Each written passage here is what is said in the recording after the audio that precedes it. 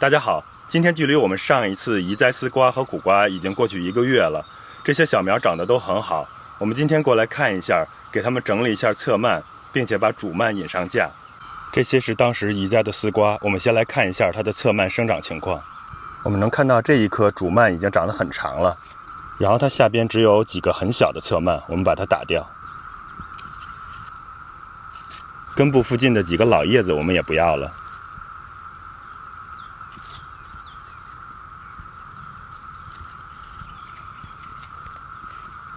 这一颗侧蔓的生长情况是非常简单的，我们这就算整理完了。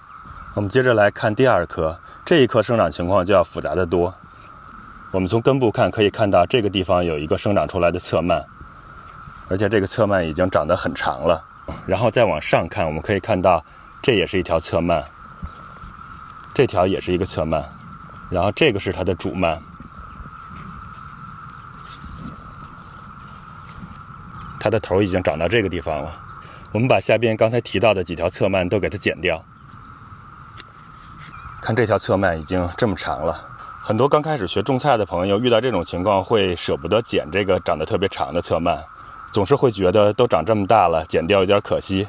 但是其实完全没有必要，我们应该尽可能在它的植株比较小的时候，让营养尽可能多的供给主干。我接着把另外2条侧蔓也剪掉。这一颗也整理好了。我一般的原则是，对于丝瓜来说，2英尺，也就是60厘米以下的这些侧蔓，我都是要通通给它打掉的。这样的话，能够让营养充分的供给主干，同时也能够让根部通风透气，减少发生病虫害的可能性。我们再来看看这一颗，这一颗的主蔓和侧枝长得几乎是一样长了，已经有点不太好区分了。我一般是看它根部附近的这个叶子，因为主干根部附近的叶子在移栽之后生长的时间比较长，会长得比较老，而且也会多一些，所以我基于这点的判断，这一条应该就是主蔓了。这样我们把侧蔓剪掉，我们把下面的老叶子也打掉一些。同样道理，我们把其余几颗也整理完。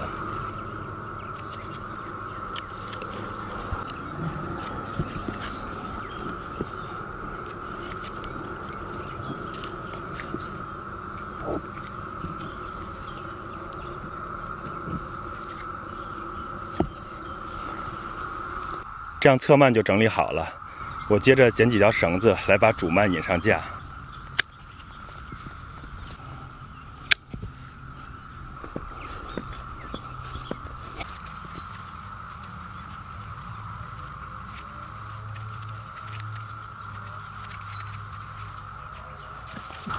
我们把这颗丝瓜的主蔓绕着这个杆子绕几圈，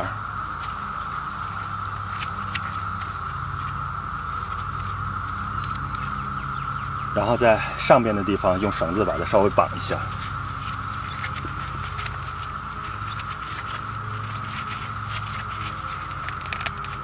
行，这样就可以了。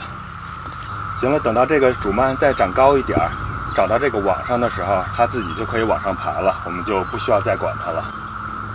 然后丝瓜也是，我们一般就是60厘米以下的侧芽，如果它还再长出来，我们就通通都把它打掉。然后60厘米以上的，我们就一般不用去管它了，让它自己在架上爬就好了。接着我们给苦瓜整枝。苦瓜整枝我们一般也有2种方式，一种就是和丝瓜一样，就是在60厘米2英尺以下的侧枝全都打掉，然后2英尺以上的就不再去管它了。然后还有一种方式就是按照它的生长趋势给它进行3蔓整枝。我们一般就是留1条主蔓，然后下边留2条比较健壮的侧蔓，让它往上长。采用3蔓整枝的方式也是在2英尺60厘米以下，除了这3条主蔓以外，其他的侧枝也都是给它打掉。行，然后我们看一下这颗苦瓜。这颗苦瓜现在长了很多的侧枝，看起来是非常混乱的。然后我们首先是需要找到它的主蔓，我们从根部开始往上找，一般很容易就能找到主蔓。像这颗，这个就是它的主蔓，所以这个我们肯定是要保留下来的。然后因为它已经长了很多侧蔓了，然后这个侧蔓很多也长得很好，而且有一些侧蔓上面已经长了小的苦瓜了，所以我们一般这种比较健壮的，然后上面又结了瓜的这种侧蔓，我们也是可以保留的。但是原则就是保留一个主蔓，2条侧蔓。这样的话，我们选好了一个主蔓，然后选好了刚才这个侧蔓是这一个，我们左边还可以再选一条侧蔓。这几条长势都差不多，我们可以选择一个稍微靠上一点的侧蔓，比如说保留这条。这样的话，我们就可以把其余的侧蔓全都打掉。像这个太靠下的这一条，我们把它打掉，这条就不要了。这条是我们刚才要保留的那条。这样再往上走，这一条侧蔓我们就不要了，我们把它打掉。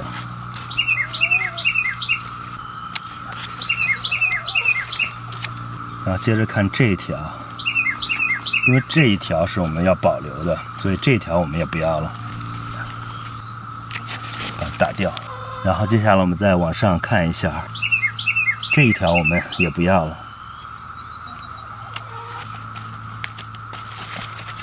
行了，然后我们再把下边的叶子稍微打一打。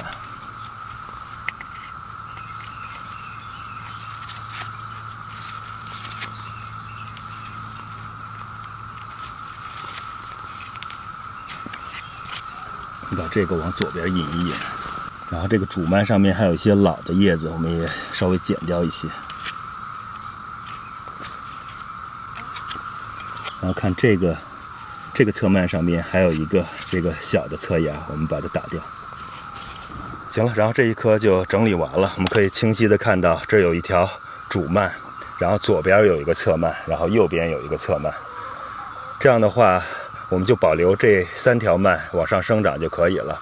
然后后边它可能旁边还会长出一些侧芽，所以我们原则就是在60厘米以下，就是2英尺60厘米以下，如果它再长出别的侧芽，我们就把它直接打掉就好了。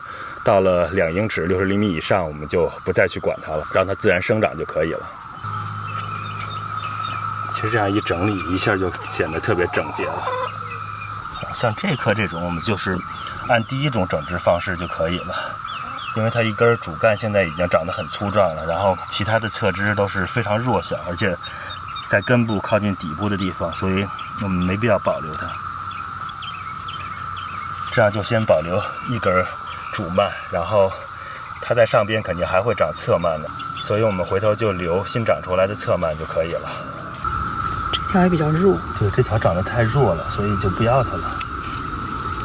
行了，这样就留2个，然后看这个已经长小苦瓜了。